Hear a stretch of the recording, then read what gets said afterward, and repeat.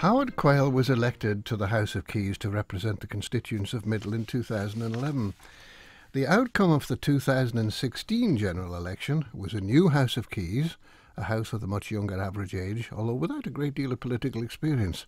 But even so, the candidates' manifestos had promised much change and a different way of going about things, and the voting public generally liked what they heard. They were expecting great things once the members had had their feet under the table, and who was to do what had been decided.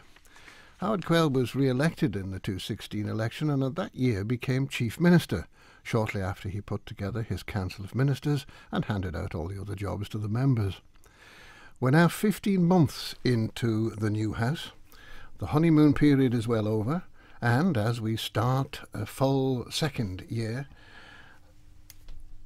of the Quayle administration, in today's programme we shall reflect on the progress so far, ask has it lived up to those many manifesto promises, real or implied, and look to the future and the probable challenges and pressures facing the Isle of Man, both domestically and internationally, in the months and years to come.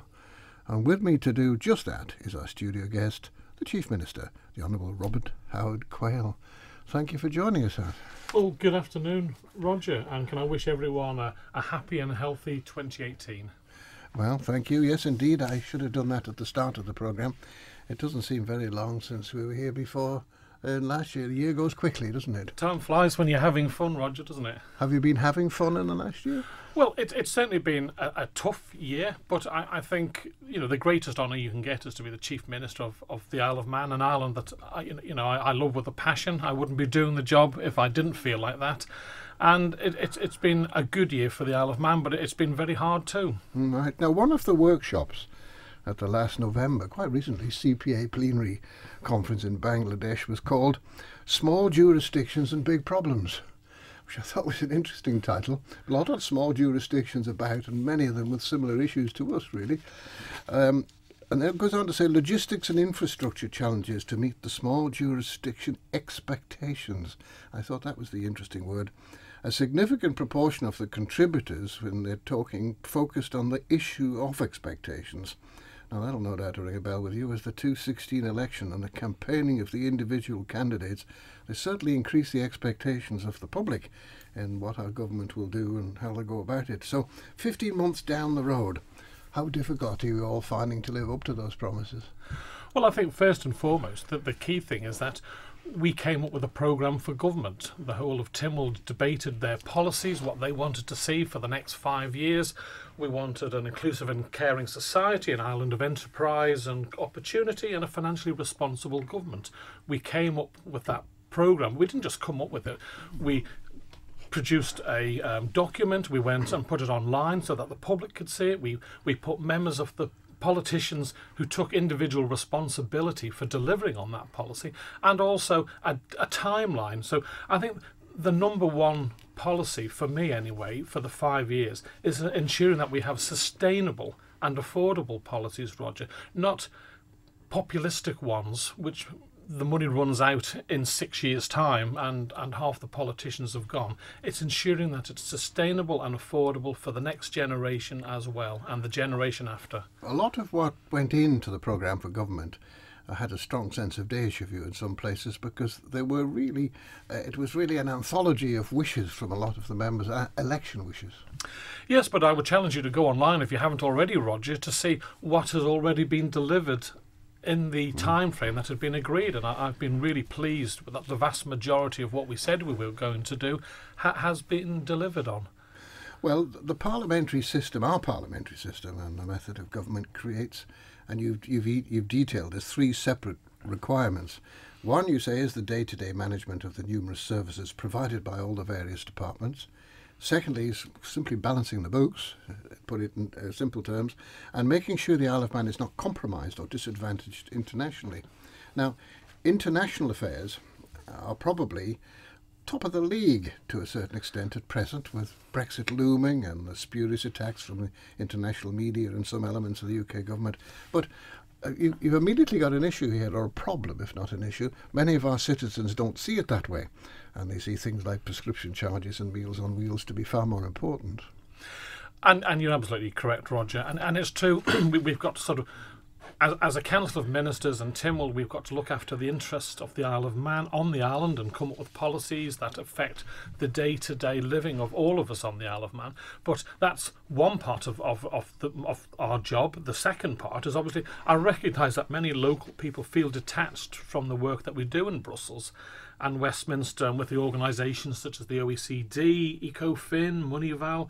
However, the decisions on Brexit, tax transparency and the financial regulations have a fundamental impact on our lives on the Isle of Man. So yes, it's incredibly important that we look after issues on the Isle of Man, and we are doing that, but equally if we don't sort out the off-island problems that will impact the Isle of Man, we won't be able to provide the services we want. If we are attacked, blacklisted or whatever off the island, then there are thousands of jobs at stake that could be lost, and then we'll then lose the business, the revenue coming in to fund the services that we want to give our people. So I'm a firm believer that if you go into ShopRite to buy food, when you get out to the till and you've got to have the money in your back pocket to pay for it. And that's what I think we have to ensure, is that we have affordable and sustainable policies, and that we ensure that we dodge the icebergs from off-island to ensure that our economy can continue to grow. How do you balance these priorities? Well, I suppose you have to sit down with all the members of Tynwald and ask them what are their priorities for the administration, what did they stand on, and that's what we did. We had numerous meetings with all of Tynwald members, myself included obviously, and then we came up with our programme for government, a programme that wasn't set in tablets of stone. If events changed, then we would be able to react to the problems coming down the line, but at least it gave a proper programme that the public could see what we plan on doing, and also by putting in timelines, key performance indicators, etc., then the people could see whether we're actually delivering on that, because I didn't want to have a shiny document that then just gathered dust for 5 minutes. So it will be debated this year in Tynwald, where we'll have a full and frank assessment of what we agreed, what have we achieved, and do we need to alter the programme for government because events have overtaken us. Now, without challenging anything you've said there, this may sound a bit cynical, but how much of this do you think, you're talking about programmes of government, all the things you just talked about there now, how much do you think this actually reaches what Karl Marx used to call the lumpen proletariat, reaches the man in the street?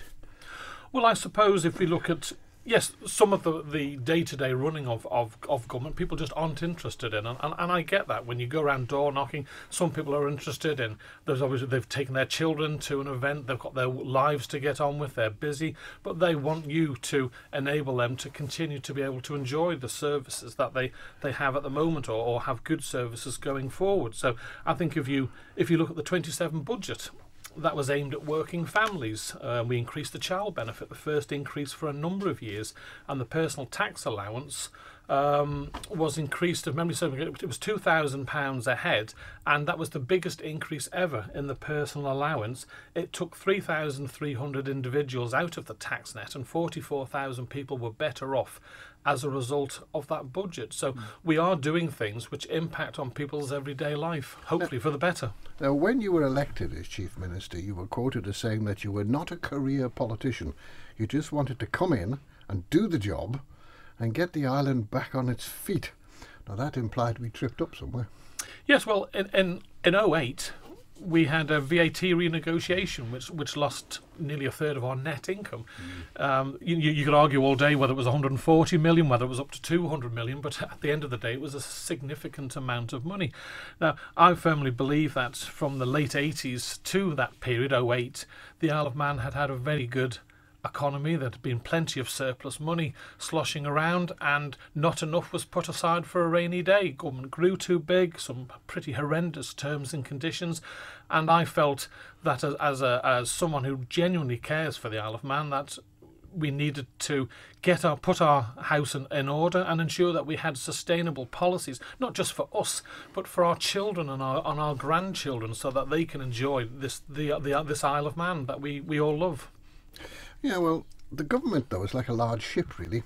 It can't change direction or stop instantly. No, and you've inherited a lot. Yeah, it takes years, but you can make changes and years later see the rewards. Now, obviously, health and social care is a highly topical area at the moment, but in my time as Health and Social Care Minister, we significantly increased, we maxed out the amount of training that we could do of nurses, general and mental health. And as a result of that, we now have considerably less vacancies in our nurse requirements than we did at the beginning, well, mid-2014, but it takes years of training. It's a 3-year degree that the nurses have to take part in, so you don't fix it overnight, but you put in sustainable policies and then they will come into fruition. Well, this comes back to my point about public expectations. I think the public sometimes expect an instant fix. Well, they do, and sadly, you can't wave a magic wand. And when politicians do wave magic wands, they tend to spend the family silver to do it, and then there's nothing left for the next generation. And that's why I said at the start, Roger, that we've got to have sustainable and affordable policies, not necessarily populistic in the first couple of years. Whilst you want to be popular with the public, I would feel that I've let everyone down if I give people whatever they want for the next 5 years, and then the minute the next administration gets in place, they get a message saying it's all spent. Well, at least you didn't get a message like, I can't remember the chap's name now, in the UK, when he got to the desk, he said, the bank's empty, kitchen's empty, there's no money in the tin. No, I mean, Eddie T, the previous Treasury Minister, had kept a grasp on the finances, and there was some, there wasn't a massive black hole. We knew what had to be done from what he left. But there's always going to be, isn't there? No matter how well you plan. And elections sometimes are just a wish list, and putting it bluntly, elections sometimes are presenting things in order to get a vote, and the reality is not always quite as good as the wish list. But there's always going to be unresolved problems, isn't there? And there's also going to be a lot of new and unknown ones on the horizon. Well, that's right, Roger. You've always got the same old horse chestnuts, though hopefully the programme for government clearly shows that we are proposing to tackle those ones once and for all. But things can come along which impact you beyond any control. You've done nothing wrong, but an event will happen, and then you've just got to get on and deal with it. But that happens all the time. We've just got to, pull the... As I always think of George MacDonald Fraser in the Flashman books, sometimes life ain't a bed of roses, and sometimes you've just got to pluck the thorns out of your butt and get on with life. Yes, and that's what we've got to do. If you go way, way back, former politicians, Edmund Burke for one, said that people are electing you not just for your endeavours but for your judgment. Well, that's right. I think all 24 MHKs are elected by the public. Yes, certain promises will have been made, but also I would have hoped that the public will say, well, what's been their track record, and will they deliver on their promises, and do we trust their judgment? Because you can't go around campaigning on every topic that you're going to have to vote on for the next 5 years. So it does come down to voting for people that you think their judgment is sound. But the economy relies on, effectively, business relies on taxation, relies on a whole variety of things, and as you said earlier, giving employment. Now, earlier in the last year, we got some alarm signs, didn't we? Because there's quite a serious reduction at one time in the number of people in the banking industry, for instance. And our population at one time dropped off a bit too, which is another alarm bell. Yes, well, I think that the last administration and this current administration going forward are keen on diversifying the economy. Now, it wasn't that long ago, Roger, that the finance sector probably represented 50-60% of the island's economy. It's now 34%. We have diversified the economy, but I'm delighted to announce that at least 2 banks are looking at expanding their number of jobs on the Isle of Man by 100 each, and I think that's the first sign of real growth for a while now. So that's good news coming forward this year. Well, with the banks not handling quite as much, that is the branches. Is this a sign of the international business returning? Well, I think you look at the whole wholesale and retail with the Vickers report. That's had an impact, and the Big Five, who I'm glad to say we've got all Big Five on the Isle of Man, are reviewing what they're going to do here. And so far I've had 2 of them say we will be increasing significantly the number of staff on the Isle of Man. So that shows a good start for the coming year. We have unemployment down to 0.7%. I mean, we really are effectively in negative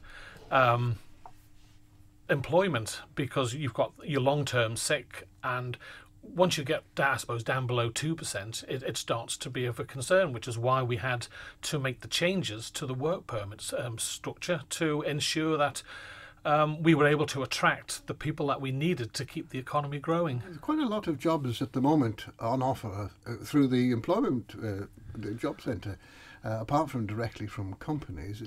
Does this sound ring the bells about the shortage of skilled staff that we've heard talk about a few times now?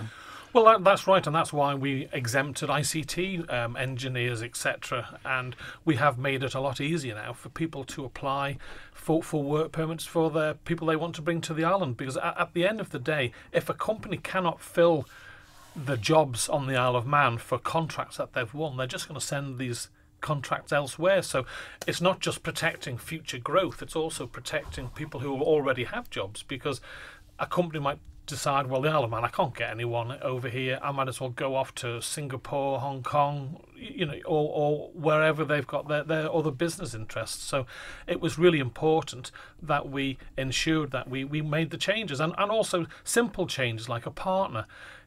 If you can come over and your partner can't get a job, you're not going to come over. Equally, if we're only offering 1 or 2 year work permits, then a bank isn't going to lend you a mortgage if you're not going to be given a 5-year work permit to then get your residency. So those were simple changes which will hopefully make it an awful lot easier for businesses to attract the new blood that we need to come to the Isle of Man to enable the services for government to have the taxes to fund the services we all want. Now, this programme for government we were talking about a short while ago, part of it was, and I'm using its own words, government has to be accountable for the delivery of what you're promising. How does that happen? How does that accountability take place? Well, I think we've acknowledged the need for further independent scrutiny of government, Roger, and I know I was on the panel. We appointed a Tynwald Commissioner for Administration, and they will be taking... Is he in place? He's starting this month. Right. So that's an independent one. People will be able to go, if they've got a concern about government, they will be able to go to an independent commissioner who looks into the goings on in government, and that's a commitment that we gave. We put it in the programme for government, and we've delivered on it. So it does show that we are. That's one area I would like to think it shows that we are delivering on our promises. Now, what happens if this commissioner or whoever it is discovers that something isn't going according to plan? What recourse does he have? What can he do about it? Well, he'll give a report to Tynwald, and Tynwald will have to get on with it and fix it. Right. Well, sometimes it's not so much getting on with it, it's getting on with it in time, isn't it? Well, I think if there is a problem, then and it's clear, then we've got to do it. So that's what we've committed to. We've put a person in place. I'm sure that if we were ignored, they wouldn't stay very long. So we've given a commitment to do this, and we're delivering, and we will listen to what they have to say. In order to deliver, though, you can't do it all just with 24 members of the House of Keys. You have a significant administrative backup here in order to do all of this. What about the pressures it's putting on them? Because as you're producing a scale, it's sometimes easy to write a plan down on a sheet of paper, and it's rather more difficult to do it. Well, and you're absolutely right, Roger. And I have to put my record, my thanks on record now to all the people that work for Isle of Man government who deliver this. We have a lot of hard-working staff. They get an awful lot of bashing from time to time from the public, but they are delivering on these promises. There's 700-800 people less working for the government than when I came into politics. We have thinned it down. At what level, though? Well, across the board, we have senior jobs that have gone, and lower, lower paid jobs that have gone too, and further changes proposed this year. And these people haven't been re-employed under some sort of freelance contract, then? Some will, not a massive percentage, but I'd be lying to you if I said I'm sure that some of them will have come back in with a private company now providing that service instead. But then that saves the taxpayer on pension rights. So it's still a saving to government. I think if we can reduce what government actually does and let the economy outside in the wider world on the island provide some of the services, then that has to be a better way of doing it. It's more efficient for the public. That, of course, is fine, providing the original structure that operated those services reduces accordingly. Absolutely, and there are some instances where we will always need our workforce to carry on the day-to-day jobs. I think we've done an awful lot in recent. We've had the SAVE programme, which we've launched. That was our commitment to a financially sustainable government, and we've listened to the views of the public on that. Not only that, we've put on websites so that the public can see what we're doing about it. We're listening to those concerns, and we're sharing whether, if we're going to go ahead with the suggestions, how we're going to do that, and if we're not going to go ahead, the reasons why we haven't gone ahead with the ideas. Have you any idea how well visited the government website then is with all this on? Do you have any idea who reads what? Not particularly the individual, but the numbers. I have to say I don't know the exact numbers of people who go on our website, but I have had at least 2 or 3 emails in the last 2-3 months, because we've updated the way you can react to government and go on and carry out consultations, and the feedback I've got is that it's now much easier to consult with government than it used to be, and that's something we need to constantly work on to improve the situation. Sometimes things can get quite bureaucratic. There may be good reasons for it and in the initial stages, but they can be very cumbersome on occasion, some of the older systems. The older systems, but I know I can't give you the new system that we've replaced it with, but we have replaced the old system, Roger, with a new method of communicating with government to try and make it as simple as possible. Now, communicating with government, but communications within the Parliament as well. You seem pleased, I think these are your words, not mine, you seem pleased with the much praised consensus approach. Now, I'm saying the personal carping and sniping amongst the members seem to have gone, at least outwardly. Yet differences of opinion are bound to serve us, aren't they? Or they should serve us. And of course they do, Roger. But I don't want the listeners to feel that everyone is on side with the government and that we're getting a nice easy ride and we're just doing whatever we want. We are being heavily watched, and the amendments that you see to some of the legislation that we've taken through shows that the backbenchers are doing a really good job in scrutinising what we are doing. But they are doing it, I would say, in a more professional way. If they agree with government, they'll vote through. If they don't agree with government and someone gets up before them and puts the point over, then in the good old days, shall we say, you would have 10 people say exactly the same point. Nowadays, if one gets up and says that, the others will not bother to get up because that person has said exactly what they were thinking, and they'll just vote accordingly. I don't win all the votes in Tynwald, and that's life. So it shows that I'm not getting it all my own way. It's just we're having, I think, say good debate, but the sniping which gets you nowhere, and the 2-hour rants or whatever, that they have gone, and we're getting on with the day-to-day business. Well, if there is no analysis, no scrutiny, and no options, of course, this is not good, even for the government itself. Yeah. Now, are you happy, therefore, with this new, if you like, arrangement, with this new family, in inverted commas, that people are prepared to stick their head above the parapet sometimes? Because in the old board days, very often, people, although they thought it, didn't do it, because if I criticise him, then the next time I'm doing something for my board, he's going to criticise me. So there was a sort of trade-off there. Do we have this now? No, I don't think we do. I think, as I say, I'm getting well the government itself is being well scrutinised by the new backbenchers, but they're doing it in a different style. They, as I say, they are more businesslike. And are they doing their homework? I think if you, I was chuckling to myself on one of my ministers was moving the Dogs Act, and it was various legislation on fouling and microchipping dogs, etc. And they'd done an amendment quite innocently, and a backbencher was able to point out that the way they had worded it, the minute the member of public took the dog out for a walk, if it wasn't on his lead, the police could then swoop in and seize the dog, even if it was out with its owner. And that was just a minor technical legal speak that had to be changed, but the backbencher had spotted it and had it changed. So, that's happened on numerous occasions. So I do think we've got backbenchers keeping the ministers on their toes, but it's done in a more business-like setting. That's, of course, the reason for having over 6 readings of bills as they go through, in Yeah. effect, for the same purpose, of course, and pick up these various things. Well, that's fine, but the cracks seem to have appeared, I would suggest to you slightly, with the departure of Kate Beecroft from your Council of Ministers. Now, in your press handout, you say, I understand Mrs. Beecroft's decision to relinquish her position, and you go on to say you called a meeting to have this famous Westminster phrase, a full and frank conversation on a wide range of political and departmental issues. And she says she was left little choice but to resign. In other words, she jumped before she was pushed. Well, what is the situation?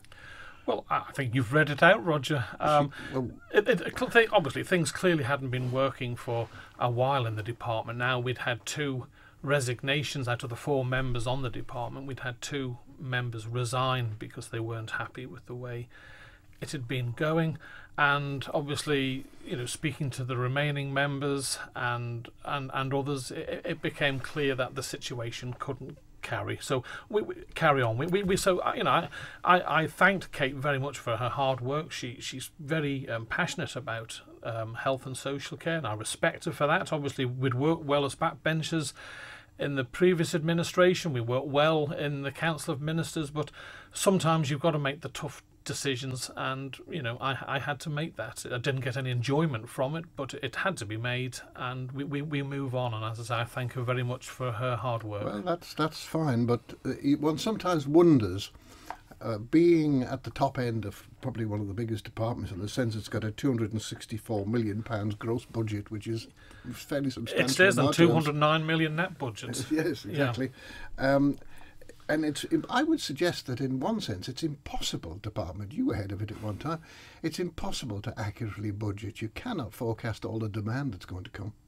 Well, it certainly is a tough department. I know, I think in my time we were £9 and £10 million overspent for the 2 years. We only got an inflationary increase each year to try and cover the drugs bill. So this year we did give it an £11 million increase to try and plug that gap. Now, health, the social care element of it came in on budget and wasn't overspent, but obviously health is an area where the costs are going up and up all the time, and we've got to look, it's back to that sustainable and affordable policies. It also Roger. may be a case of looking at how the whole thing is funded and operated. It needs another model. Well, it does, and therefore we are having a debate in Tynwald next week to discuss this and have it reviewed, and I will be obviously supporting that review.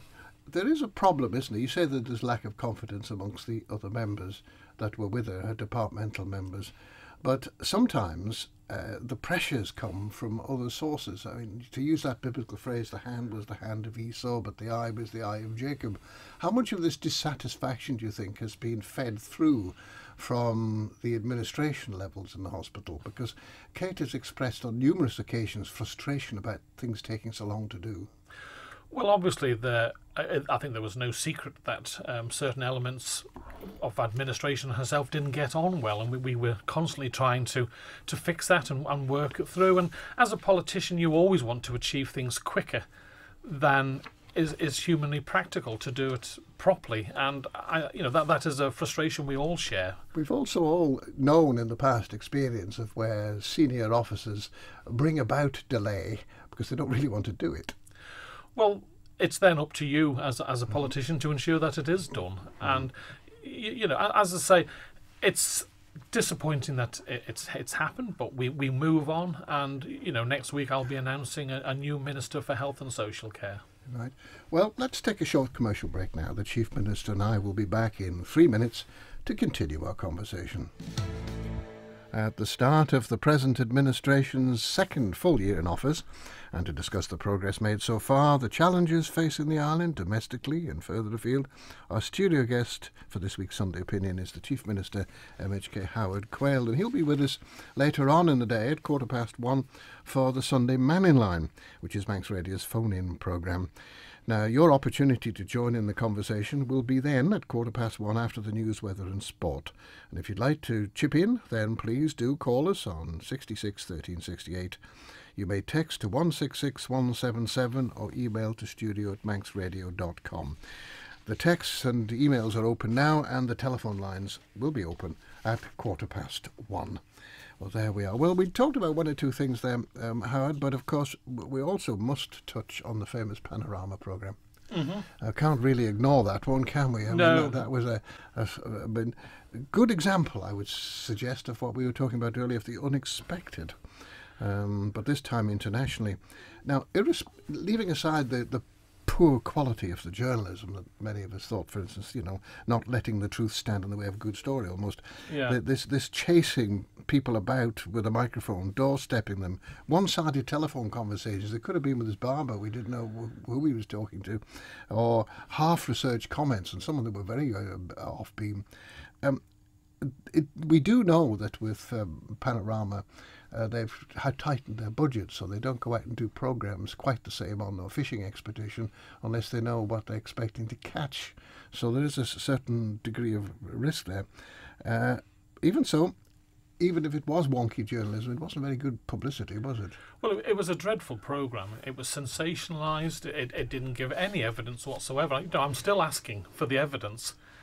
After they started this, I mean, we've been working on this since April, May of last year, and to date they've delivered no evidence whatsoever. So they've come up with a load of innuendo attacking the island, and yes, it will have damaged the island to an extent. However, an awful lot of people are saying, recognised it for what it was, and I don't think, speaking to some of the businesses that deal with have business all over the island, all over the UK and further afield, they are saying that they've actually seen a slight increase in business as a result of the publicity. So I don't think it damaged us as much as maybe we'd thought from a business point of view, but the general public in the UK, who don't think, those that don't think things through, that just accept what they're told on this sort of sensational program, it will certainly have damaged us. And I had some pretty unpleasant emails from people off the island saying how dreadful it is that you allow these things to happen. And I pointed out from start to finish that we only did what was compliant with the UK. Do you reply to these? Yeah, no, not if they're off the island, but it was sad that an organisation like the BBC should go down this route. I mean, it's not surprising. Panorama are a member of the International Consortium of Investigative Journalists, and like the Guardian, and they it's a well-known left-wing organisation. If they can bash places like the Isle of Man, then they're going to. The days of the integrity and balance with the BBC, where people even in other countries, when they used to listen to BBC Overseas News, that's the reason they listened to it, because they knew they would get an honest and balanced opinion. Times have changed, haven't they? Well, we didn't get an honest and balanced opinion in that programme. I mean, it was so badly edited. I mean, there was a chap living in a holiday cottage, and the way they'd... when the reporter was living in a holiday cottage investigating a member of the public, you almost felt they were trying to allude that it was the Isle of Man, whereas it wasn't on the Isle of Man. That screen, that shot and that part of the programme. So it was really good, and having people whispering as they go past offices, that's old hat, really. It was very, very poor. Well, indeed. I quite like the Deputy Chief Minister of the Cayman Islands, his reply when the reporter said to him, well, you haven't satisfied me. He says, you don't count. Which I thought was probably somebody else. Well, I thought he got over a very good point where he said the only areas of illegal activity that we can see is that you using information that has been stolen from an illegal hack. No, I believe this legal action started on behalf of the lawyers. That's right. So we better not say any more on that topic, Roger. I don't want to interfere in any way, shape, or form. But that's more to do with how they got the information, I think. But nevertheless, the Isle of Man, I presume, is not taking part in any of this. No, we're not. Obviously, we. Because we were absolutely adamant that we had done nothing wrong, all we'd done was follow the rules and procedures of the UK VAT Act, which our own closely mirrors, we invited HM Treasury to come in and carry out an assessment of our VAT practices on the importation of business jets into Europe via the Isle of Man. That's happening as we speak, and we fully expect to have the full report by April. Right now, as far as the dealings with the VAT office, the one thing I couldn't understand was because the Isle of Man works very closely with the UK VAT office, and they're supposed to have their restrictions and duties and everything all in line with each other and the way they go about things generally. Yeah, there's quarterly assessments, Roger, where the UK HMRC come over every quarter to carry out an assessment of our practices. We technically could do the same there, but we wouldn't be able to take on the job, would we? But it is a reciprocal arrangement in the full sense. Well, as I say, they come over to ensure that how we're carrying out the implementation of VAT on the Isle of Man is correct and follows their procedures. So it's, I am not expecting a bad report. We'll have to wait and see what comes out, but we are confident that we have followed the UK rules and regulations. The answer to all of this, though, is people say, well, why don't you fight back a bit?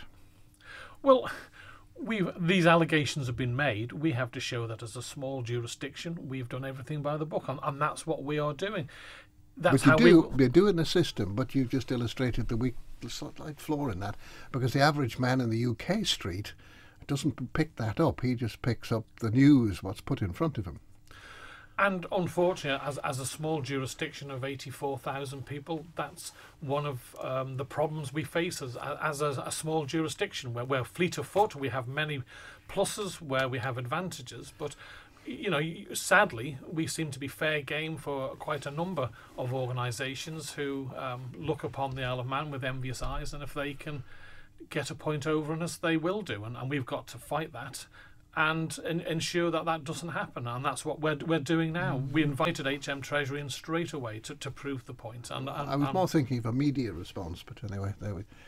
Well, we did have media responses. We had numerous over there, not here, off island. Yeah.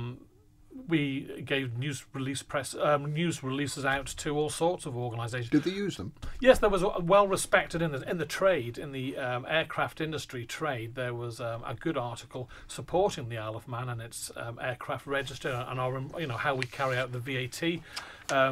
The handling of the VAT, and that was very favourable on the Isle of Man, explaining just how complex the VAT is, and explaining the difference between a Jaffa cake and a normal chocolate biscuit. One attracts VAT, the other doesn't. And up until I think 2011, these jets that they've made a big song and dance about, they had been zero rated in the first place. So they had been free of VAT up until then, and then you were more than entitled to get your VAT back if you complied with the rules and regulations. If that's a straight purchase, if the chap actually, and these people do, rent it from then another of their holding companies, they will pay VAT on the rentals anyway. Yeah, but as I say, it was if you had a Formula One racing champion with pretty ex-girlfriend and a nice shiny plane, it was good news. Photogenic, yes. It was. It's sad, and it's sad that organisations are prepared to damage other countries' reputations just to get viewing figures. Well, that's a long story, that too. But now we have a few topics I think we could talk about. We've just got about 6 minutes to go before the news. We should talk about Brexit, but we are here afterwards, so we can carry on at 1:15.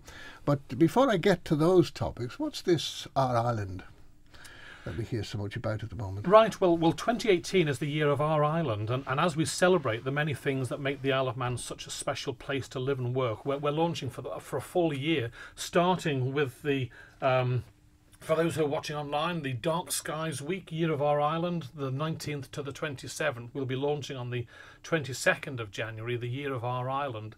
And it's a series of events and activities, and it'll showcase our fantastic natural environment, our unique arts, culture and heritage, and our unrivaled community spirit. And the aim is to encourage people to explore more, do more, share more, and get involved more. And we want to create a feel-good factor that enhances our sense of national pride and highlights our quality of life to a worldwide audience. And as I say, that will be starting with the Isle of Man official Dark Skies sites. There's 26 on the Isle of Man, and again, that's another thing to celebrate. The Isle of Man has 26 official... Not a lot of light pollution then. Well, that's right, and long may we keep it.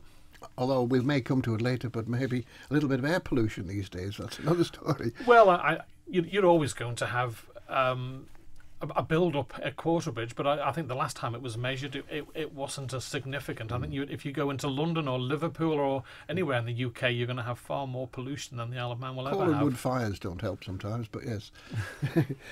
Now, let's just then finish this island event of the year that you're putting on. Now obviously it's going to act, or hopefully it will act as a sort of bringing together of other elements in our society.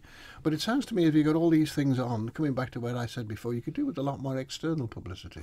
Well, that's why we have a committee chaired by Minister Chris Thomas. We've got Mrs. Daphne Kane MHK and Mr. Jeff Corkish, who chair a committee, and they are running this event, and they will be giving a full launch on the Isle of Man on the 22nd. Did the UK media know about it? Of course, that will be being dealt with by them. But yes, it will be promoting the Isle of Man, not just on island, but off island too. And obviously, we want to push the factor of the UNESCO Biosphere Award for the Isle of Man too. Well, it's the only complete country, I think, that has the only got entire it, jurisdiction, both land and water, to be granted UNESCO Biosphere status. Right.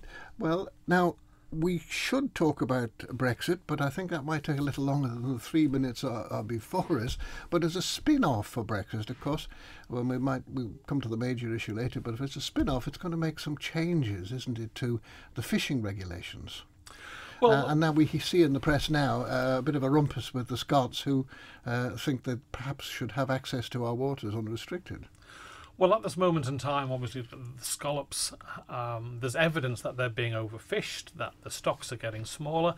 And, I fully support Minister Boot and his team for bringing in restrictions that reduce the catch limits per annum, so that we can ensure that there's sustainability for all. So in a way, it's in the interests of the Scots. I hasten to add the Welsh and Irish, I believe, have signed up to what the department are looking to implement, and that's getting the boats to register their catches, not bring the catches to the Isle of Man, but just to register on the island what they've caught. Now, obviously, we're postponing the implementation of this for a week, whilst Minister Boot gets to speak to his Scottish counterpart and see if we can do this as amicably as possible, because it is in everyone's interests that it's back to that sustainability, Roger, that the scallops will be there in the future, not all fished out in the next 2-3 years, and then you've got none going forward.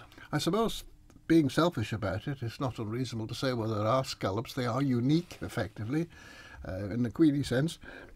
We should perhaps keep them for ourselves. Well, I think you're right, Roger. That is an element that will be no doubt looked at in the future. Brexit is one area where I think the Scottish fishermen are hopefully wanting to keep more of their stock in their territorial waters. So it'll be one that will no doubt be played out over the coming years, and our DEFRA have been over regularly meeting with the UK government discussing Brexit, and agriculture and fisheries are a key factor on that. But as far as agriculture is concerned, there is a view perhaps that now is the opportunity for the Isle of Man to follow the New Zealand example and free itself from all sorts of grants and subsistence and go into a free and open market. Well, that's a fantastic concept, but you have to get the rest of the world to do it, Roger. The costs... Well, New Zealand did it quite successfully. Well, New Zealand did it, but with all due respect, there's quite a few million of them. And if your main customers are all around you and they're subsidising their farmers, then you're never going to do that. I think you speak to most farmers, they didn't want the subsidies in the first place. Back in the 50s, when government had two options, you either gave money to the public who couldn't afford to buy the more expensive meats, or you subsidised farming to sell the food below the cost of production. Government went for the latter, and I would say that ever since then, when you interfere with the markets, you cause problems. But you've got a situation now where if you get everyone to do it, fine, but you can't inflict that on one sector, one island. Well, we must stop there, Howard. Thank you. We must end today's programme. And our studio guest has been the Chief Minister Middle MHK Howard Quayle. And we've been discussing just some of the aspects and issues already tackled and those facing the present administration as it enters the second year of full office.